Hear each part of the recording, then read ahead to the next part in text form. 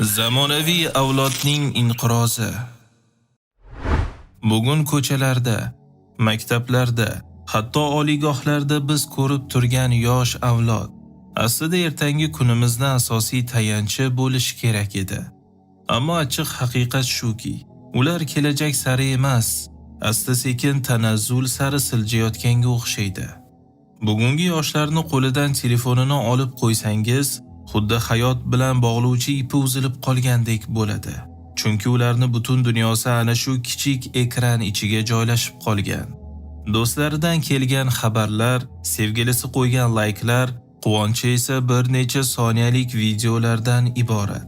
Telefonsiz qolsa o'zini yolg'iz, keraksiz va qadrsiz his qiladi.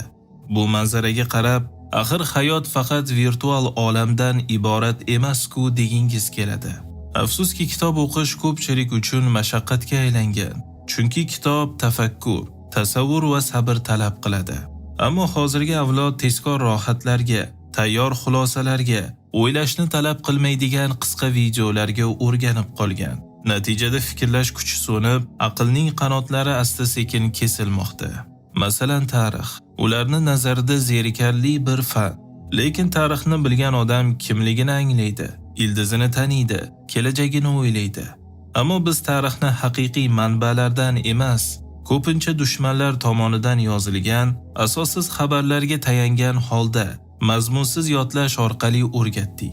Natijada o'zligini tanimagan avlod qayerga ketayotganini ham bilmay qolmoqda. Vatan ularning ko'zida pasportda yozilgan bir so'z bo'lib qolyapti. Vatan tuyg'usi esa darslikdan emas, tarbiyadan, qalbdan boshlanadi. Bugun yoshlar vatan deganda tuproqni emas, chet el vizasini tasavvur qiladi. Chunki vatanni his qilishga imkon beradigan adolat ham, erkinlik ham yetishmayapti. Iymon esa faqat ism darajasida qolmoqda. Musulmonman deydi, ammo islomni hayotiga emas, tashqi ko'rinishiga bog'lab qo'ygan. Namozga bir necha daqiqa topmaydi, lekin dunyoviy mayda ishlar uchun soatlab vaqt sarflaydi. Iymon insonni ko'targan kuch bo'lishi kerak edi, ammo ular uni shior darajasida qoldirmoqda. Bugungi yoshlarning orzulari ham import bo'lib kelyapti. Avvallari yoshlarning orzulari o'z yurti bag'rida unardi. Ularning timsoli bobolarining mehnati, sadoqati va iymoni bo'lardi. Bugun esa orzular ham tashqaridan ko'chib keldi. Mashhurlik Instagramda o'lchanadigan bo'ldi. Kimning like ko'p bo'lsa o'sha mashhur, kimning kuzatuvchisi ko'p bo'lsa o'sha aqlli va hurmatli. Bugun yoshlar qaysi kasbni tanlashini ham telefon ko'rsatgan yo'nalishga qarab belgilaydi. Aqlli bo'lish ChatGPTdan o'rganiladigan davrga aylandi. Ilm izlash, kitob varaqlash, ustozga ergashish ularga og'ir ko'rinadi. Savol tug'ilsa javob ham tayyor, internet aytadi. Ammo internet aql bermaydi, faqat izlanishni o'rnini bosadi.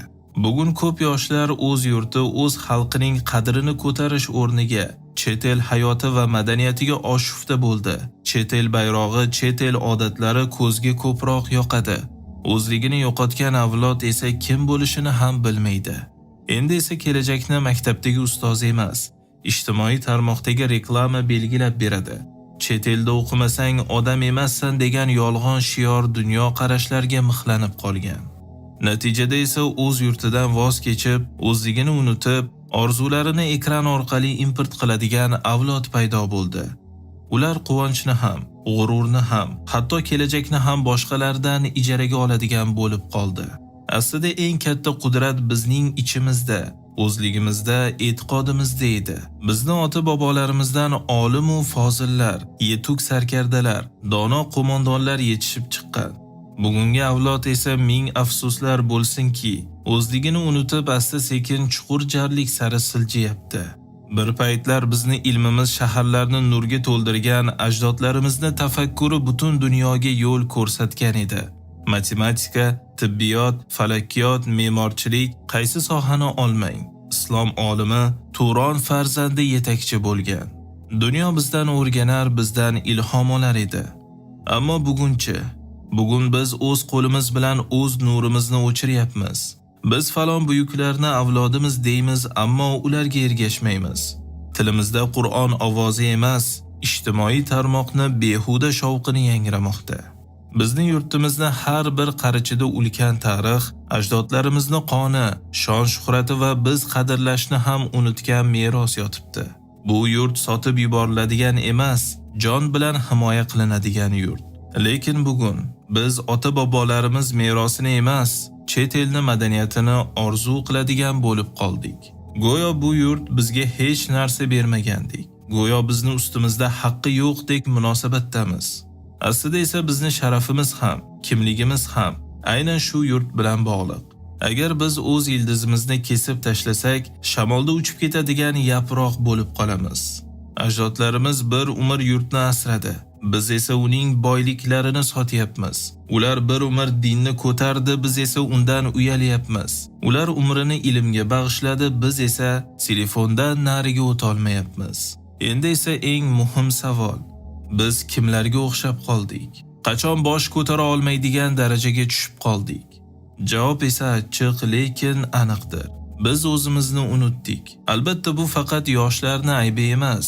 Bu uyg'ota olmagan avlodning aybi. Bu tarbiyalay olmagan jamiyatning aybi. Bu yo'l ko'rsata olmagan rahbarlarning aybi. Agar bugun choralar ko'rmasak, ertaga faqat pushaymon bo'lib qolamiz. Chunki agar yoshlar yo'qolsa, vatan yo'qoladi. Bugun yoshlarimizni qo'lidan tutmasak, ertaga afsusdan boshqa hech narsa qolmaydi. Va shunda afsusning ham foydasi bo'lmaydi.